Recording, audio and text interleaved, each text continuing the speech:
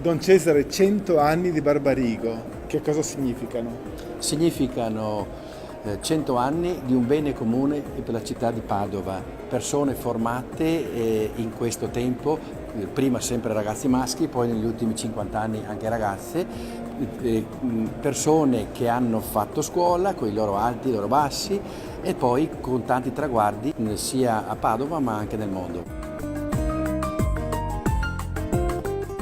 In questa mostra ci sono molte foto, video, ricordi, testi. Io vedo molta emozione, tante persone che dicono un tuffo nel passato, il ricordo di persone, educatori, docenti e rettori che li hanno formati e dicono grazie per quello che ho ricevuto.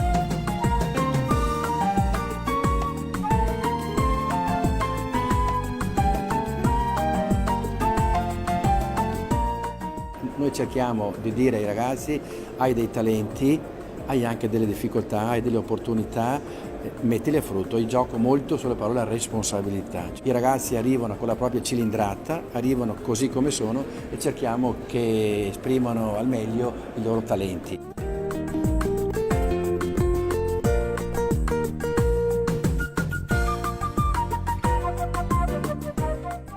Grazie Cesare, buongiorno Martina.